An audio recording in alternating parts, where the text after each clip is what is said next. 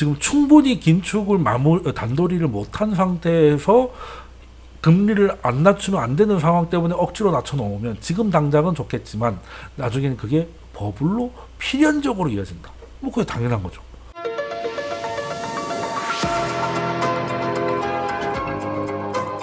아마 그 다음 주 라이브 하는 날 목요일 날 이제 오전에 그러니까 우리 시간으로는 조금 오후가 되겠죠. 그때 이제 발표가 나는 게 있는데 연준이 이제 스트레스 테스트를 합니다. 그러니까 쉽게 말해서 은행들이 경제 상황이 이렇게 될 것이라고 가정을 해서 한번 시뮬레이션 돌려보는 거죠. 그래가지고 굿 시나리오, 노멀 시나리오, 배드 시나리오, 그러니까 좋게 가면 지금 은행들의 가장 큰 문제가 뭐겠습니까?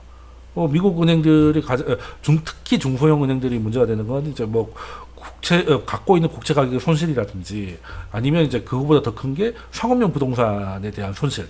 이거는 이제 파월도 상업용 부동산 때문에 은행들이 손실 입을 것 같다고 실제 그런 얘기를 했습니다.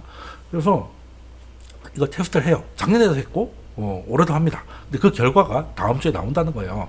그래서 일단은 그 경기 침체가 오려고 하면 우리가 이제 생각하는 진짜 퍼펙트 스톰 이런 게 오려고 하면은 일단 은행의 문제가 발생을 하고 일단 은행의 문제가 없는 그 급격한 경기 침체는 없거든요. 근데 은행 시스템이 흔들리고 그리고 이제 고용이 큰 폭으로 위축된다. 즉 이제 실업자가 폭발을 해야 경기가 급격하게 쭉쭉 빠지는데 아직은 그런 게 안 보이는 상황에서 아직 모르잖아. 이제 이 금리 인상의 효과가 점점 번져나가고 있으니까 어느 약한 고리가 넘칠지도 몰라.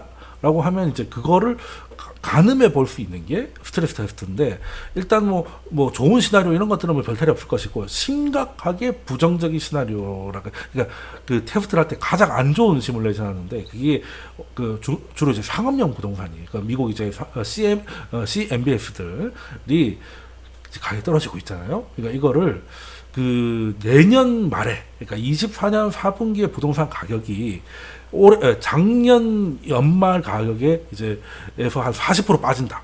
그러니까 100억, 작년 연말에 100억 하던 게 내년 연말에 한 60억까지 빠진다고 가정을 하고 그게 26년이 되도록 26년까지 거의 회복이 안 되는 그러니까 최악인 거죠. 그러니까 거의 반절 나고 2년 동안 앞으로 1년 동안 반절이 나고 그러고 나서 1년 넘게 거의 회복을 못하는 최악의 시나리오를 거기에 들어가 있어요. 그러니까 시나리오 별로 이렇게 되면 은행이 몇 개 날아가고 저렇게 하면 은행이 몇 개 날아가고 있는데 가장 중요한 게 가장 안 좋은 시나리오니까 이게 그 부정적 시나리오에서 날아가는 게 얼마나 나올지 그렇게 되면 이제 은행들이 이제 떠 안아야 될 이제 손실이 얼마가 될지. 근데 그게 이제 손실이 없지는 않을 거예요. 당연히 일단은 아무리 가정이라고 그렇게 될 리 없다더라도 일단은 그렇게 가정을 해서 돌려보면 손실이 나오는 은행들이 분명히 있을 건데 중요한 건 이제 작년에도 했고 올해도 하니까 작년에 예를 들어서 은행들이 총합적으로 1조를 날린다고 나왔는데 그게 갑자기 2조로 늘어난다던가 이런 식으로 되면 이게 이러다가 이제 은행 한두 개 정도가 아니라 또 도미노 현상이 또 나올 수 있겠다. 이런 생각을 할 수가 있는 거잖아요. 그래서 이제 작년에서 얼마나 확산되는지에 대해서 연준도 그걸 참고할 것이고 시장도 그걸 참고하겠죠. 자, 그러면 어떻게 나올지 몰라요. 일주일만 지나면 일주일 금방 가니까 지나면 나오겠지만 일단은 괜찮다라고 나오면 괜찮은 게 또 무조건 괜찮은 게 아니지. 그러면 이제 연준이 지금 속도 조절하는 일단은 물가보다 좀 빨리 속도 조절하려고 하는 게 은행들이 뒤질까봐 이제 금융 환경 때문에 약간 소극적이 된 거잖아요. 근데 최악의 시나리오에서 은행들이 괜찮다라고 나오면 연준이 그런 물가를 단도리하기 위해서 조금 더 올려 이렇게 될 수도 있는 것이고. 근데 이제 손실이 많아진다라고 하면 지금 많아진 건 이제 이건 가정이긴 하지만 만약에 그렇게 되면 이제 은행들이 위험해질 수도 있다. 라고 그러면 이제 연준의 입장에서는 이걸로 인상은 심하이가 되겠지만 시장의 입장에서는 이거 종이 아닌데 이게 조금 애매해요. 어떻게 나오는 게 제가 볼 때 그냥 작년하고 큰 차이밖에 조금 늘어나는 게 낫겠죠. 아예 안 늘어나는 건 이제 말이 안 되는 것 같고 일단은 가정 자체가 빡세기 때문에 근데 이제 어떻게 보면 이제 연준이 어느 정도로 이제 반창고 발라가지고 어떻게 해결해 줄 수 있는 실리콘밸리 정도로 이제 단도리가 될 것 같으면 그냥 넘어가는 것이고 그게 제일 좋죠. 그럼 이제 일이 커질까봐 금리 인상을 더 세게 못 가지만 돈은 좀 풀어야 되는 이런 상황이 되는 거고 시장 입장에서는 은행들의 위기가 그 정도까지는 번지지 않겠구나. 시스템을 건드릴 정도까지 번지지 않겠구나. 이렇게 되면 또 시장이 자신감을 가지게 되겠죠. 그러면 이제 연준이 50bp 더 올린다. 아직 그냥 가는 거지. 이렇게 될 수도 있다는 건데 뭐 어떻게 될지는 일주일만 지나보죠. 지나보면 제가 또 설명을 드리도록 하겠습니다. 왜 그려져 있지? 자, 그러면 이제 그 스트레스 테스트 결과가 이제 의외로 또 잘 나와버리면, 꼬장꼬장하면, 연준에 이제 꼬장꼬장하면, 이게 꼬장꼬장하면이라는 게 이제 금리 인하를 할 때가 됐는데 생각보다 좀 늦게 한다든지, 뭐 이런 거겠죠. 근데 그럴 가능성이 좀 있다고 봐요. 일단은, 연준이 금리를 올리는 건 당연히 물가 때문에 올리는 것이고, 그러다가 이제 금리를 계속 올리다가 사실 연준도 맞추기가 어렵죠. 어느 정도가 돼야 딱 좋을 건지. 그리고 올리다 보면 이제 뭐 하나가 이제 사고가 나잖아요. 그래서 좀 내려오게 되는 것인데, 보통 이게 생각지도 않았던 데서 미국 국내 경기나 물가하고 상관없이 외부적인 사태, 이런 걸로 이제 금리를 이제 억지로 낮추게 되면 결과적으로는 지금 당장의 위기를 벗어나기 위해서 하긴 하지만 이게 또 경제의 체력에 비해서는 이제 좀 너무 저금리로 가게 되면 그 버블을 낳게 되거든요. 그러니까 지금 94년도에 여기 제가 차트를 갖고 왔는데 94년도 요때죠. 이제 잘 보이시네. 요때 금리를 빡시게 올렸죠. 그러고 나서 저는 좀 비슷하게 보는 게, 다를 때는 금리를 올렸다가 동결해가지고 금방 내리죠. 얼마 안 걸립니다. 이게 요때 보면은 이제 금리를 올렸다가 얼마 안 가서 또 밀려 내려오고 그랬는데, 그나마 좀 오랫동안 고원에서 버텼던 데가 94년부터 98년까지거든요. 그러면 물론 그 과정에도 일단 쭉 올렸다가 다 죽는다라고 하니까 약간 이제 보험성 인하를 조금 해요. 그랬더니 이제 초록색이 S&P고 그 하늘색이 나스닥인데, 이제 이때부터 좀 살아나죠. 이제 끝났나 보다. 그래 이제 인하도 좀 하고 좀 어떻게 좀 살아나고 있으니까, 그리고 이제 동결을 했는데도 이제 잘 가기 시작해요. 이제 적응을 한 거지 시장이. 그래서 이제 심지어 다시 한번 올렸다가 또 요때 무슨 일이 터집니까?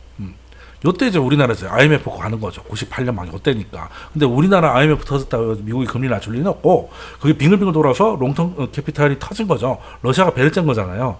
그래서 이제 그게 러시아가 배를 쬐는데, 러시아가 어떻게 되든 상관없지만 러시아의 국채에 투자했던 대형 자금 때문에 이제 시장에 문제가 생기니까 억지로 낮추기 시작을 합니다. 억지로 낮추기 시작. 요때 낮춘 거거든요. 어째 낮추는데, 그러니까 S&P도 가고 있었지만 갑자기 나스닥이 팍 튀죠.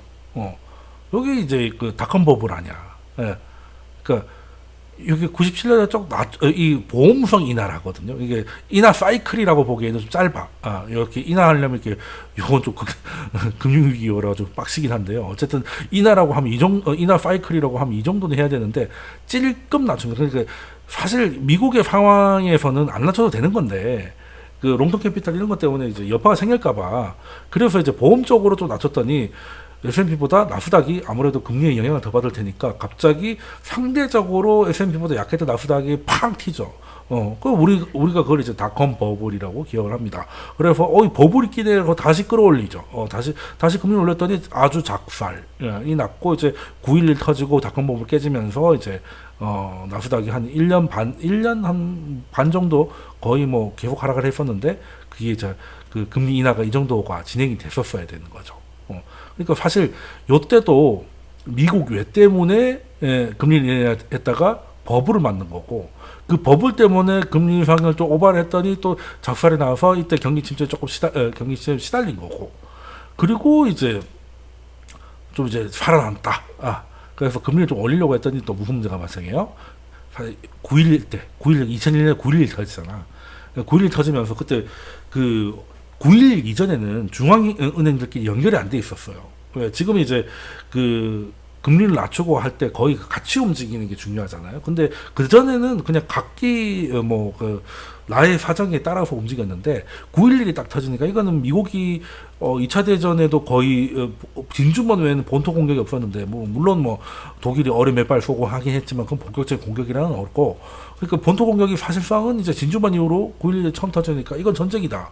이건 전쟁을 안 하면 이제 미국이 자존심이 없어지는 거니까 그냥 우리 이제 그냥 뒤지겠다라고 해서 이제 시장이 미국만 금리를 낮추는 효과가 없으니까 같이 낮추자. 그래서 다른 나라들도 같이 낮춰요. 근데 왜 우리가 미국 때문에 낮춰야 되냐? 그러면 이제 우리가 외환 때문에 시달릴 수도 있잖아.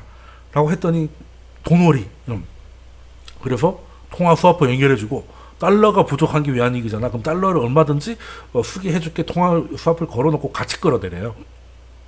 그러니까 엄밀히 말하면 2001년 요때쯤에 미국이 이제 닷컴 버블 붕괴로 인한 이제 그 경기 침체와 그리고 이제 9.11 때문에 그 닷컴 버블은 서비스는 뭐 그렇게까지 안 날아갔거든요. 증시만 이제 많이 깨졌고 뭐 그랬는데 9.11 터지니까 이건 전쟁 상황이 되니까 이제 서비스까지 같이 깨진 거죠. 그러니 이제 돈을 풀게 되는데 사실상 역사상 처음으로 전 세계 주요 섹터가 공동으로 인하에 들어갑니다. 그래서 이제 보기 드문 저물가 시대가 온 거죠. 그래서 어떻게 됐어요? 다 버블이 온 거 아시잖아요.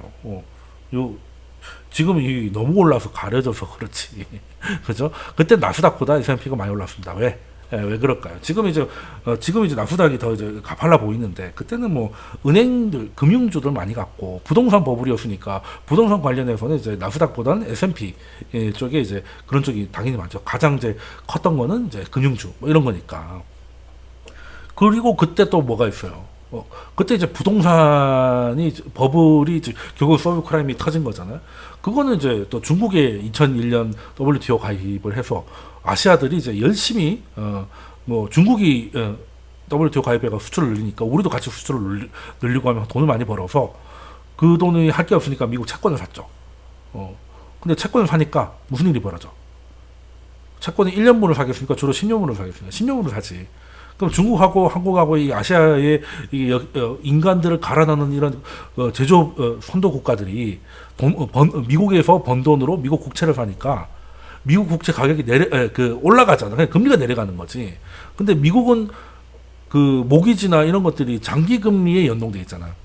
그래서 사실은 미국에서는 금리가 이 정도까지 내려갈 일이 아닌데 중국이 자꾸 미국 채권을 사니까 금리가 내려가는 거예요. 그러니까 이제 금리가 내려가니까 5%였던 뭐 금리가 뭐 예를 들어서 2%가 됐다 그러면 그냥 이번 기회에 집을 한번 사? 뭐 이렇게 되는 거죠. 그래서 그 버블이 온 겁니다. 그러니까 서브프라임의 근본은 그러니까 다들 이제 막판만 알잖아요. 이제 그때 뭐 빅쇼트니 뭐 이런 걸 아는데 사실의 그 글로벌 배경은 중국의 WTO 가입입니다. 중국이 수출을 빡세게 해가지고 그 번 돈이 미국 국채 매입으로 연결됐고 그래서 금리가 장기 금리가 내려갔고 그 낮아진 장기 금리가 부동산을 자꾸 자극을 한 거예요. 우리도 지금 만약에 어느 나라에서 뭐 예를 들어서 뭐 필리핀이나 이런 데서 뭐 돈이 생기는 대로 한국 국채를 산다고 쳐. 그래서 10년 금리가 쭉 내려가고 뭐 코피스 금리가 쭉쭉쭉 내려가. 그러면 이제 부동산 다시 좀 고개를 들겠죠. 그죠? 뭐 그런 느낌이에요. 그러다가 이제 결국에는 이제 서브프라임 터지니까 지금까지 본 적 없는 이렇게 금리 인하를 했고 제로까지 갔으니까요. 그 전에는 낮춰도 제로는 아니었지. 근데 제로까지 갔다가 제로까지 가서 꽤 오랫동안 사실 금리가 이렇게 가만히 있었던 적이 별로 없잖아, 그죠? 여기 해봐야 뭐 한 1, 2년. 1, 2년도 아니야. 보통 그리고 평균 동결 기간이 3개월이거든요. 얼마 안 돼요. 여기도 한 8개월 될까? 뭐 그 정도였는데, 아니, 이렇게 제로금리도 웃긴데, 제로금리가 졸라게 오래됐잖아. 이제 그런 적이 없었다니까. 그러니까 제로금리도 놀라운데, 제로금리의 기간도 놀라우니까, 증시나 부동산이 안 뛰는 게 이상한 거잖아. 안 뛰는 게 이상. 그러니까 사실 요것만 해도 굉장히 큰 상승인데, 요거에 다 가려지는 거죠. 그리고 돈 찍은 거, 왜 이거 뭐 안 할 것도 없죠. 코로나죠. 그리고 요때는 뭐가 있었어요? 요때는 1차, 2차 뭐 이랬지만 요때는 계속 문제는 양적 완화잖아. 그러니까 이게 부동산이든 주가가 안 올라가는 게 이상했던 거죠. 그래서 제가 말씀드리고 싶은 거는 실제 경제 상황이나 물가 상황 하고 무관하게 올리든 내리든 이런 일이 벌어지면, 근데 주로 이제 문제가 생기면 내리는 일이 많죠. 그게 코로나가 됐던 뭐 서브프라임이 됐던 롱텀 캐피탈이 됐던 간에. 그래서 지금 충분히 긴축을 단도리를 못한 상태에서 금리를 안 낮추면 안 되는 상황 때문에 억지로 낮춰놓으면 지금 당장은 좋겠지만 나중에는 그게 버블로 필연적으로 이어진다. 뭐 그게 당연한 거죠. 해야 될 때 한 걸 뭐라고 미뤘으니까 일이 더 커지는 거죠. 사실 그렇기 때문에 부동산하고 주가가 계속 올라가는 거예요. 이거 이번에는 제대로 뭔가 금리를 이 정도 유지를 해야 되는데 또 어디서 문제가 터져, 또 저기서 문제가 터져. 그러니까 지구 전체가 안전할 일이 별로 없잖아. 그러니까 이런저런 이유로 자꾸 이제 빨리빨리 그 끝을 내게 되니까 그게 이제 이게 쌓이게 되는 거죠. 쌓이게 되는 거고. 그리고 이제 요런 것들도 이제 같이 폭발하는 건데, 그래 연준도 이걸 모르지는 않을 것이다. 그래서 이번만큼은 경기 침체가 이제 그렇게 강하게 올 것 같지 않은데, 그렇다면 금리를 그렇게 빨리 많이 내릴 가능성은 그렇게 별로 꼬장꼬장하면서 오히려 문제가 생기면 거기만 연고 바르는 식으로 실리콘밸리 때 그 BTFP처럼 뭐 그렇게 될 거라고 저는 좀 생각을 해요. 그래서 이번에는 만약에 스트레스 테스트에서 아주 위험한 상황이 아니라는 결과가 나온다면은 연준도 굉장히 꼬장꼬장해질 수 있다. 그래서 이제 물론 금리는 인하할 겁니다. 왜냐하면 물가가 내려가는 거에 맞추긴 해야 되잖아요. 물가가 지금 뭐 3%, 2%, 뭐 이렇게 2%는 아직 멀었다고 하지만 뭐 3%값만 내려가도 금리가 물가가 6, 7%일 때 5%의 기준금리하고 물가가 3%대 5%대 기준금리는 완전히 다른 거니까. 그래서 이제 어느 정도 연준이 어느 정도까지 실제 금리를 원하는지는 잘 모르겠어요. 그러니까 그 평균으로 말씀을 드린 게 지난 라이브였는데 그거 뭐 알 수가 없죠. 그러니까 지금 1점 얼마인데, 그래서 물가가 6월달에 거의 3% 초반까지 내려갈 것 같고, 왜? 작년 6월달이 9.1 찍었으면 최고조니까 역기저 효과가 최고가 될 테니까 이번에는 뭐 3% 초반까지 나올 것이다. 근데 금리가 5.25다. 그러면 이제 실질 금리는 2.5% 가까이 되는 것이죠. 뭐 이렇게 되는 것인데, 요거가 어느 정도 예를 들어 2.5% 정도의 실질 금리를 유지하겠다라고 하면 거기서 이제 내려가는 것만큼만 내려가겠지. 그러니까 뭐 내년에 한 1% 정도만 인하를 한다던가. 그러니까 내려오는 속도가 시장의 기대가 뭐 예를 들어서 뭐 이런 식이라면 연준은 뭐 이렇게 버틴다든지 뭐 할 수 있다는 것. 그래서 좀 꼬장꼬장해질 것 같아요. 꼬장꼬장해질 것 같다는 겁니다. 예. 그리고 한 3분기나 뭐 이럴 때는 이제 연준이 이제 점점 힘을 잃어가잖아요. 힘을 잃어가니까 그 왜 그 말년 위원장들이 자기 말 안 들으면 어떻게 해요? 내무반에 똥 산다고 막 그렇게 협박을 하지 않습니까? 존재감을 알리기 위해서. 이제 연준도 약간 그런 거. 왜? 할 때 해놔야 되니까. 안 그러면 일이 더 커진다. 이런 식으로. 그래서 이제 중앙은행이 해야 될 게 결국에는 인플레이션 파이팅인데, 인플레이션 방어인데, 한동안 인플레이션이 안 보여가지고 방어할 일도 없었다가 이제는 분명히 보이니까 이제는 그 연준 기관의 존재 이유를 한 번은 보여주려는. 그래서 이제 그거 뭐 입으로 하든 뭘 하든 간에 그래서 이제는 인상은 힘들지만 인하의 속도를 가지고 그 긴축을 하지 않을까라는 생각을 하고 있습니다.